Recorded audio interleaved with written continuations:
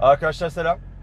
Bugün son zamanlarda gayet revaçta olan, popülerliği artan bir araç olan Kia Sorento'dan bahsedeceğiz sizlere.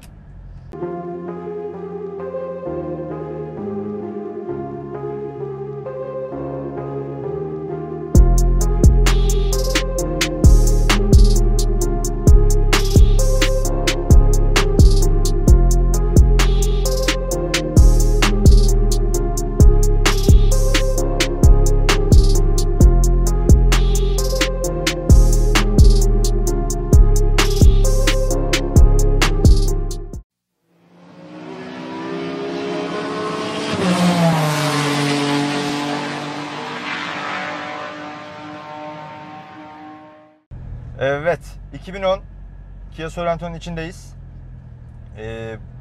Bu kasa 2003 ve 2010 arası üretildi. 2007'de hatta 2006'nın sonlarına doğru makyaj yedi. Yani makyaj ederken çok göze dişe dokunur bir şey değil. Şöyle anlatayım. 2006'nın sonlarına doğru farlar değişti. Farların içinde sinyal kısmı turuncu bir bölüm olarak ayrıldı. Daha önce düz komple American Park ve sinyal kısmı altta yan yanaydı. Burada bize ayırdılar durumu. Ondan sonra eskisine nazaran araç yanılmıyorsam 4 santim alçaldı. Yani biraz daha yol aracı gibi yapmaya çalışmışlar ama aslen şase ve kupa yapısı ayrı olduğu için araç benim gözümde, benim testlerime nazaran tamamen offroad'a yönelik bir araç değil ama böyle buradan çıkıp Avrupa'ya gidebilecek yeni kasa Sorrento'lar gibi de yol aracı değil. Yorar mı uzun yolda? Yine yok, tabii ki yormaz ama araziye daha yatkın bence. Ufaktan başlayalım teknik verileriyle. 170 beygir, 390 Nm torka sahip. Tabii bu güç ve tork değerleri kolay alınmıyor. Bu araçları tanıyan herkesin bildiği üzere yakıtı biraz yüksek. Ama internette, forumlarda veya işte gruplarda biraz bahsedildiği gibi 1 lira yakar falan, öyle bir şey söz konusu değil. Ama yani yakıtı tabii günümüz araçları gibi olan 1.6, 1.4 dizeller gibi yani böyle 4 litrelere 5 litrelere inmiyor tabii ki. Ama yakıt olarak şehir içi benim kendi kullanımıma göre 9 litre civarı yaktırabiliyorsunuz sakin kullanımda. Ama şöyle yaparsanız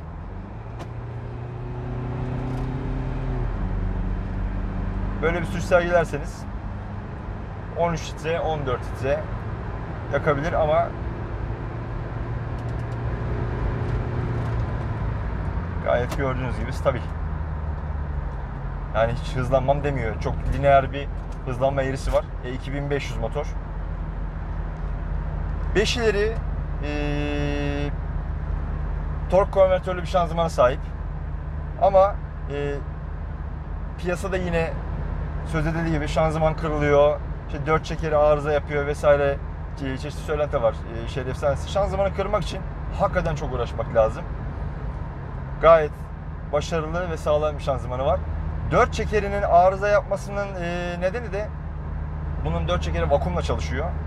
Yani içinde ufak bir vakum hortumu var yavru şanzımanın ve diferansiyelin. Kilidi alıyor, işte vakum açıyor. İşte nasıl söyleyeyim ben size? Şu sol taraftaki 4 çeker ayar butonundan çevirdiğiniz zaman vakum yoluyla 4 çekeri devreye alıyor. Zaten sesini duyuyorsunuz. 4 çeker hard ve 4 çeker low, hard değil de high diyelim biz ona. Yüksek sürat ve düşük sürat. Bir de işte asıl sıkıntı aslında burada başlıyor. Yağın içinde çalışan bir hortum olduğu için uzun zamanla yıpranıp delinebiliyor. Ama çok maliyetli bir şey değil. Hani 4 çekeri çalışmayan araçlarda genelde çok büyük maliyetler olur şeylerdeki, mesela Grand Cherokee'lerde, ondan sonra Larada'larda, Land Cruiser'larda. Yani bunda o tarz bir sıkıntı yaratacak bir 4 çeker sistemi yok. Gayet başarılı. Hortumu değiştirerek sıkıntıyı çözüyorsunuz. Onun dışında kronik arıza olarak işte bu hortum sıkıntı yaratabiliyor size. Bir de az önce bahsettiğim sol taraftaki ESP tuşunun yanındaki ayar butonuyla 80 km hıza kadar 4 çeker haya alabiliyorsunuz 2 çeker moddan, ama ben tavsiye etmiyorum. Her zaman durup N konumuna ya da P konumuna alarak geçişi sağlayın. ESP dedik, eski kasalarından, makyajsız kasalarında ESP yoktu. 2006'nın sonlarında 170'lik versiyonu çıktı. Onu daha önce 140'lıktı. 170'lik versiyon çıktığındaki güç ve tork artçından ötürü ESP koyma zorunluluğu hissettiler. Çünkü zaten hakikaten güçlü bir araba, hakikaten torklu bir araba. Bilmediğiniz bir viraja, şehir içi hatta Biraz fazla gazla dönerseniz şayet arkayını böyle şurada görürsün yani. BMW'ciler bilir. Böyle sokaktan sokağa, caddeden caddeden derken bununla da yaparsınız yan verme işini. Yani muazzam bir patlama geliyor. Hele boost geldikten sonra var ya turbodan. Ama çok güneş var. Ama şöyle söyleyeyim. ESP olmayanlarında düzgün, ben de daha önce de ESP olmayan versiyon da vardı Sorrento'nun. ESP olmayanın da düzgün kullanırsanız hiçbir sıkıntı çekmezsiniz. Yani böyle 180 viraja gireyim falan derseniz ESP de kurtarmaz sizi. Normal usturuplu, edepli araba kullanıyorsanız sıkıntı yok. Onun dışında bazı modellerde, bu arada girdiğimiz çukur belki bir 30 santimlik bir çukurdu. Normal bir arabayla girsem Zerot'un herhalde almıştık elimize ya da amortisörü. Bu arabada şöyle hafif sallanıp geçiyorsunuz. İşte o yüzden diyorum ya araziye, offroad'a, soft offroad'a uygun diye. Şimdi gelen makyajla beraber ufak tefek eklentiler olmuş. Bunların tabii az önce bahsettiğimin başında güç artışı var. Kronik arızaları biri de bu şekilde güç artıştan kaynaklı. Niye? Turbo.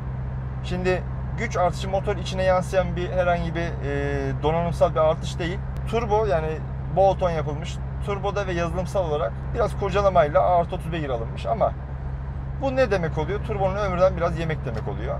Zamanla turboda ötme, mil kesme, turbo kanalına yani basınç kanalına hatta basınç hattına yağ verme gibi sıkıntılar olabiliyor. Onun dışında dediğim gibi bu turbonun revizyonunu eğer ikinci el alacaksanız yapılmış alın. Eğer turboda ötme ve balans problemi vesairesi varsa işini iyi bilen bir usta turbonun yapılmasında fayda var. Ki benim tavsiyem yapılırken turbo muhakkak hibrit yapılmasını öneriyorum. Hibrit turboda daha düşük pervane hızıyla, pal hızıyla aynı basınçları elde edebildiği için turbonun ömrü daha uzun oluyor. Tabii bu da biraz maliyeti. Normal iş 1200 lira çıkarken öbürki 2000 lira çıkıyor. Ama aynı basınçları daha düşük turbo devrinde alabiliyorsunuz. Motor devrinde demiyorum, turbo devrinde alabiliyorsunuz. Onun dışında söylemek istediğim kronik arızalardan diğeri depoda kaynaklanıyor. Deponun içinde şamandıranın hemen altında benzin çektiği yerde ufak bir filtre var. Bu filtre deponun içi bunlar da boyalı arkadaşlar. Boyalı olduğu için zamanla mazot zaten sökücü bir yapısı var. Mazot bu boyayı söküyor, filtreye çekiyor ve filtre zamanla tıkanıyor. Bu da seyir halinde değil de seyir halinde performans düşüklüğü yaratıyor zaten ama normal mesela stop ettiniz, çalıştıracaksınız, araba çalışmıyor. Ve genelde bekledikten sonra bir süre bekliyorsunuz, marş yapıyorsunuz, araba çalışıyor. Yani bir yerde arıza yaptı, stop etti, usta çağırdınız. Usta gelene kadar arabayı yarım saat 45 dakika yatıyor, sonra usta gelince araba çalıştı. Durum tamamen bundan ibaret. Bunun ara ara açılıp filtresinin, şamandırasının temizlenmesi lazım. Eğer ki şayet depoyu söktürdüyseniz deponun içi komple temizlenip takarsanız ömürlük kullanabilirsiniz. O kadar söylüyorum size. Onun dışında amortisör sistemi yani amortisör mesafesi bunlar da biraz kısaltılmış dediğim gibi. Bir önceki makyajsız kasalarındaki amortisör mesafesi biraz daha uzun olduğu için çapraza geldiği zaman arazide araç daha uzun açılabiliyor teker ya da daha fazla içeri girebiliyor. Bunlarda o tarz sıkıntı yaratacak bir kısalma yok ama yine var. Araç salınımı amortisörün yumuşaklığından ötürü fazla. Yani burada size göstermiyorum ama az önce ilk videonun başına girdiğimiz çukurlardan anlayacaksınızdır zaten. Konforu fazla. Bunun hem amortisörden hem lastik yönünden bu sağlanıyor. Şöyle söyleyeyim ben size. Lastikleri 245, 65, 17. Bu kasada eski kasasında da 245, 70, 16. 17 janta çıktığı için biraz daha az önce de bahsettiğim ya yol versiyonu deniyor. Lastik yanağı küçülüyor. Öncekinde lastik yanağı biraz daha büyük. Seyir halinde şöyle yanal salınımları çok fazla eskisinin. Ama sonuçta Jeep. Yani hatta Jeep demeyeyim, Jeep marka çünkü genelde öyle lanse ediliyor. Hatta bazı ruhsatlar da aracın türüne otomobil ya da işte parantez içinde arazi taşıyan Jeep yazıyorlar. Jeep marka JEP. Araç aslında Jeep. Buna SUV diyorlar. Ben bunun SUV olduğuna inanmıyorum. Yaklaşma açısı 27.8-28 derece ön yaklaşma açısı var. 30 arka uzaklaşma açısı var. Bu bir arazi aracı için kabul görülebilir bir değer mi? Bence değil. Daha fazla olması lazım yaklaşma açılarının. Renegade'in, Jeep markasının SUV olan Renegade'in yaklaşma açısı 30. Uzaklaşma açısı 34. Yani bunun sebebi bu arabanın işte tam ön tampon biraz daha çıkıntılı olduğu için yaklaşma açısında fark yaratabiliyor. Yani araziye, hard araziye vurmayacak insanlar için 28 derecelik bir yaklaşma açısı sorun çıkarmayacaktır. Ama hard bir araziye vuracaksanız şayet o zaman bir işte yükseltme kitleri, ufak tefek bir oynamalar, hatta öne demir tampon, vinç vesaire yaparsanız bu yaklaşma açısı 40 derecelere kadar çıkıyor. 40 derecelik yaklaşma açısında zaten normal lastikle çıkamıyorsunuz. Buna AT ya da MT sınıfı lastik gerekiyor. Durum da böyle olduğu için maliyet giderek artıyor. Şimdi ona da geleceğiz. Ayrı mevzu. Bununla alakalı soru soracaksanız videonun altına yorum olarak düşün. Ben seve seve cevap vereceğim. Abone olun arkadaşlar. Elimden geldiği kadar ben size daha yeni, daha özel araçlar çekmeye bulmaya çalışıyorum. Abone oldukça bizim bu potansiyelimiz artıyor. Daha da güzel araçlar çekeceğiz. Bir tane Mustang topluyoruz. Bunun da şöyle fotoğrafını paylaşayım. Bir spoiler olsun size. Onu da çekeceğiz. Şimdi aile için uygun mu? Aile için fazlasıyla uygun. Gerek bagaj olsun, gerek iç mekandaki genişlik olsun. Arka tarafta ortada ufak bir şaft tüneli var. Yani üçüncü ortada oturanı rahatsız eder mi? Belki biraz ayakları konuşamadım. Orta tarafta yüksekte kalabilir. Ama çok rahatsız edici. Yani BMW'lerdeki gibi böyle kocaman bir şaft tüneli yok. Onu belirteyim. Onun dışında dediğim gibi bagajı hakikaten büyük. Küçük bir tentesi var. Bagajı normal kabinden ayırmaya yarayan. Yani bu biraz ses yapıyor olabilir. Yani tartışılır.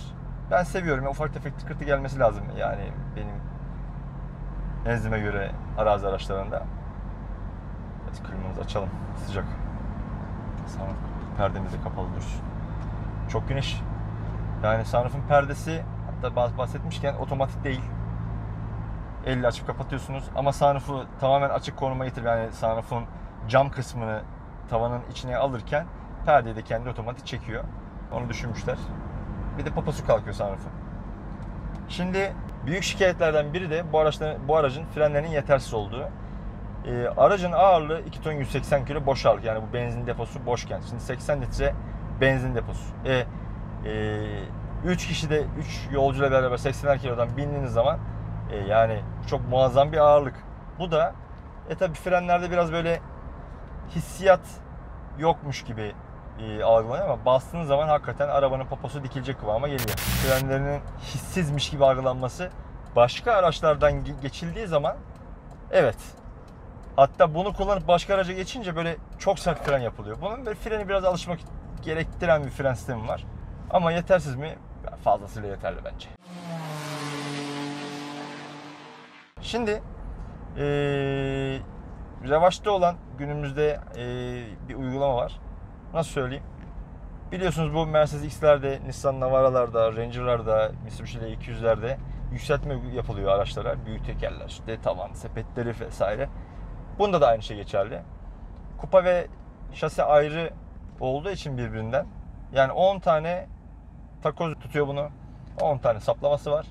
Şimdi bunu 8 santimlik takozlarla kupayı şaseden ayırdığımız zaman, araya takoz koyarak aracı yerden 8 santim yükseltmiş oluyorsunuz. Yani bunun makulü yine 5 ila 8 santim arasıdır. Daha üstü tehlikelidir. 15 santim yapan var, 20 santim yapan var. Bazı YouTube kanallarında görüyorsunuz bunu. Ben önermiyorum.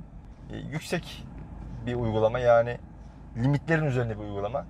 Şimdi diyeceksiniz ki 8 santimlik uygulama bana yetmez. O zaman bir de amortisörlerde oynama yaparak, yani yayların üzerine get denilen yine takoz koyularak bir yükseltme uygulaması yapılıyor. Bu da 8 santime kadar şafta, mafsalda, işte akislerde oynamaya çok fazla gerek kalmadan kurtarıcı ebatlarda yükselme sağlayabiliyorsunuz. 16 santim.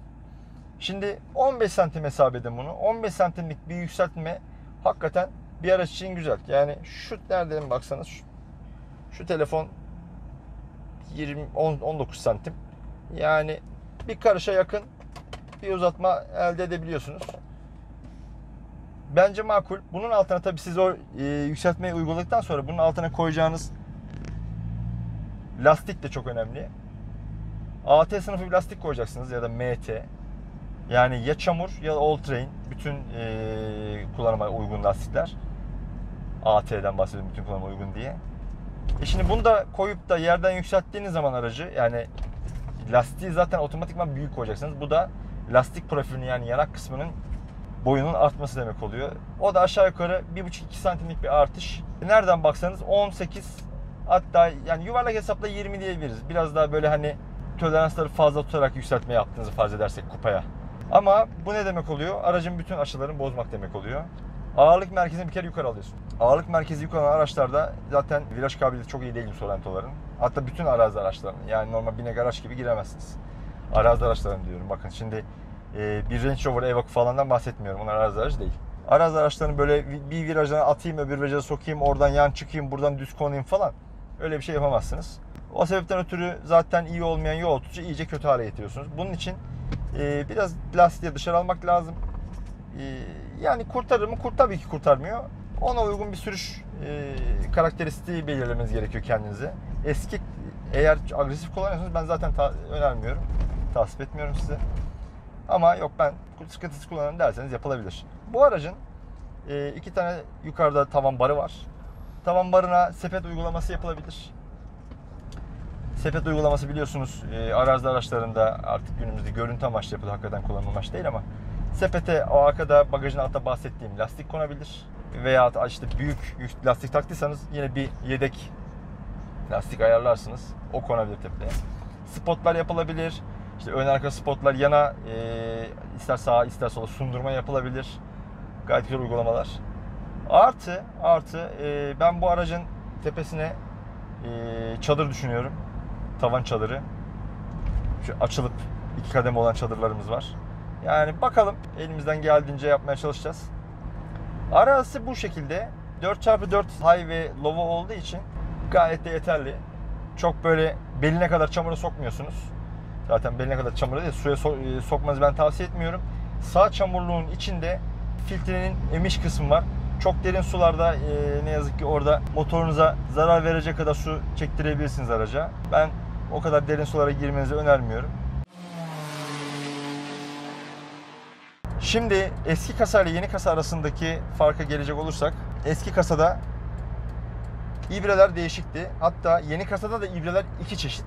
Eski kasadaki ibreler daha manuel, nasıl söyleyeyim, modernlikten uzak demeyeyim de daha antifonksiyonel. Yani biraz daha bu işte yazılar ters olmuş vesaire vesaire. Hani gözü hangisi hoş gelir bilmiyorum. Ben ikisini seviyorum. 2007'de göstergeler makyajlandı. 2009'da vites göstergesi normalde benzin ve hararet göstergesinin altındaydı. Onu hız göstergesinin içindeki kilometre saatinin içine dijital olarak yerleştirmişler. Hani güzel bir detay. Ben sevdim. Onun dışında genelde Sorrento'ların %90'ı hatta %95'i full geldi ülkemize. Sunroof, deri koltuk, işte koltuk ısıtmalar, far yıkamalar vesaire vesaire. Ama bazıları da hakikaten boş geldi. Yani kliması manuel olup sunroofu olmayan, deri koltuk olmayan, kumaş koltuk olanları var. Kumaş koltuğun avantajı var yazın. Hakikaten çok ısınıyor koltuklar. Cam filmi şart. Bu kadar net söylüyorum. Onun dışında bir önceki kasadaki yine dijital klima olanlardan bahsediyorum. Genelde çoğu dijital klimadır zaten. Dijital klima olanlarda klima paneli biraz daha bana böyle göze hoş geliyordu. Bunda 2 tane yuvarlak ve ortada bir ekran var. O biraz daha böyle çok tuşluydu. Yani sağ sol ekranı tuşla kaplıydı. Biraz ben tuşu severim. Bu da ışık demek oluyor kenarlarda, köşelerde. O ışıklandırmayı severim. Benim gözüme daha hoş geliyordu. Ama bu daha modern bir klima paneli. Onun üstünde bizi eski 90'lı yıllarda 90'lı yıllarda modern olan Casio saatler vardı, hatırlarsınız. 90'lı yıllardaki o Casio saatlerin görünümünde bir saçma sapan dijital bir saatimiz var. Niye ısrarla bunu kullanıyor bilmiyorum. Sağ solu boş. Eski kasasında da bu kasasında aynı, birebir. Anlam veremedim. Onun üstünde yine bir tuş takımımız var. Sağlı sollu koltuk ısıtmalar. Koltuk ısıtmalar tek kademe. Modern araçlar gibi 2 veya 3 kademe değil. Tek kademe açıyorsunuz. Poponuz yanına kadar çalıştırıyorsunuz.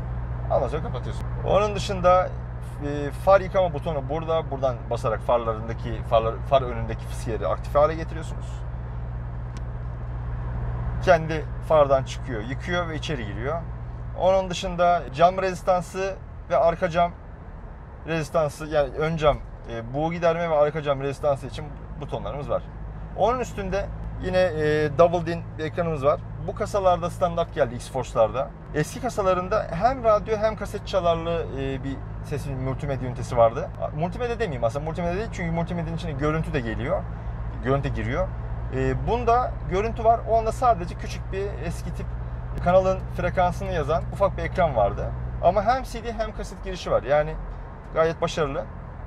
Çalışanı bulmak zor. Bunda da multimedya var. Yani önde ekran ve kafalıklarda 2 tane ayrı ekranı mevcut. Eğer ekran teyip değiştirecekseniz, multimedya ana makineyi değiştirecekseniz mutlaka arka ekranlara görüntü gitmesi için video çıkışlı bir ünite tercih etmeniz lazım.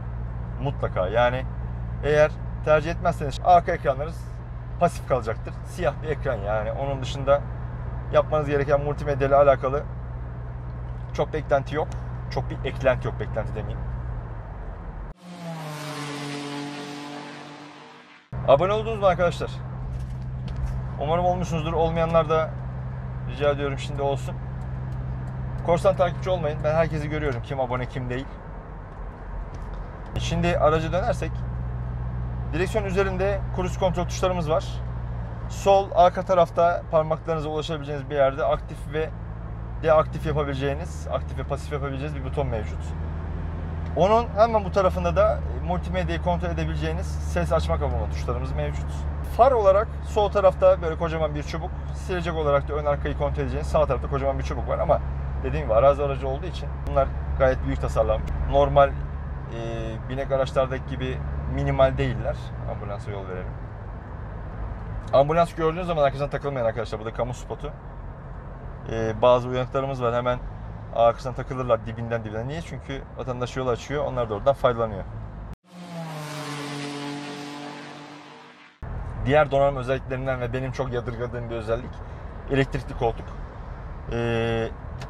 Koltuk benim oturduğum sürücü koltuğunun yan tarafında yukarı aşağı ileri geri ve sırt ayarının mevcut olduğu butonlar mevcut elektrikli. Ama nedense sağ koltuğa bunu uygun görmemişler. Sürücü odaklı yapmışlar. Yani niye bilmiyorum. Şurada bir bel desteğimiz var. Bel desteği var. Öbür koltukta hiçbir şey yok. Adam otursun öyle demişler. Yani enteresan. Ben çok yadırgıyorum bunu. Vallahi değişik.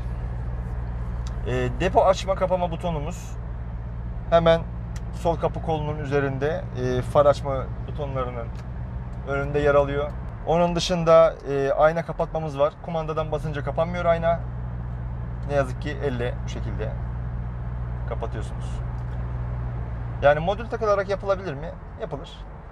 Ama kurcalamaya gerek var mı? Aslında hani yapılabilir. Çok pahalı ürünler değil. Küçük bir torpidosu var. Çok böyle devasa bir torpido yok. Az önce ben Renegade'den bahsetmiştim ya size. Jeep'in küçük SUV. Hatta onun torpidosu neredeyse aynı. Yani ben böyle büyük bir araçta öyle bir torpido beklemezdim. Torpidosu açıyorsunuz. Üst tarafta küçük bir rafı var. Oraya işte gözlük vesaire bir şey sıkıştırabilirsiniz, sığdırabilirsiniz, sokarsınız. Onun altında aşağı doğru inen ve tamamen soğutmasız olan bir torpidosu mevcut. 2 kademe kolçağı var. Bir üst, bir alt. Üst kademede yine kolçağın genişliğinde bir düzlem. Oraya işte ruhsat kabı vesaire kalem yine atabilirsiniz, telefon koyabilirsiniz ama ben telefonun yine göz önünde olması için burada olmasını tercih ediyorum.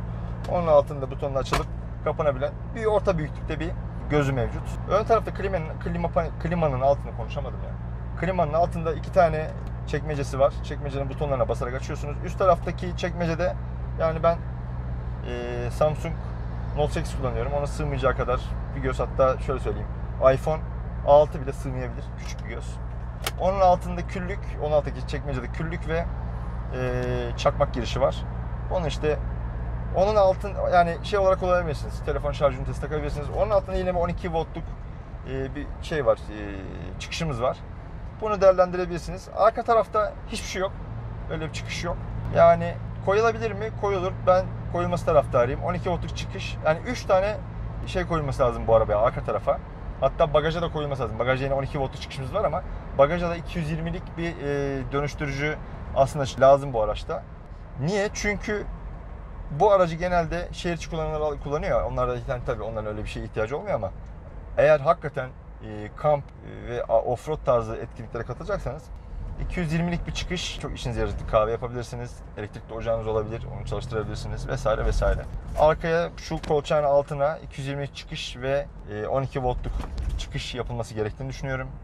Arabanın eksiğidir yani. Arkadaşlar aracın 440 litre bagajı var ve kullanımı çok efektif. Nasıl söyleyeyim ben size? Yani yükleme eşiği olmadığı için direkt bagajı açar açmaz malzemeyi koyabiliyorsun. Sadece tek sıkıntısı biraz uzun dibe doğru. Böyle uzanarak dibine kadar yerleştirmeniz lazım. Tabii dibine kadar yerleştirdiğiniz malzemeyi de uzanarak alacaksınız sonuçta. O yönden biraz sıkıntılı. Yakıt deposu menzili uzun tutmak için 80 litre tasarlanmış. Bu 80 litre ile dikkatli kullanımda şehir içi 900 kilometrelere yaklaşırsınız. Şehirler arası da eğer sabredebilirsiniz, yüksek sürat yapmadan gidebilirseniz 1100 kilometrelere kadar ulaşabilirsiniz. Onun dışında tabi az önce dedim ya hani bu güçler kolay alınmıyor, bu torklar kolay alınmıyor diye. Deposu hani normal günümüz araçları gibi 80 litre yerine 45 litre falan yapmış olsalar emin olun böyle çok kullanışsız olur bu araba.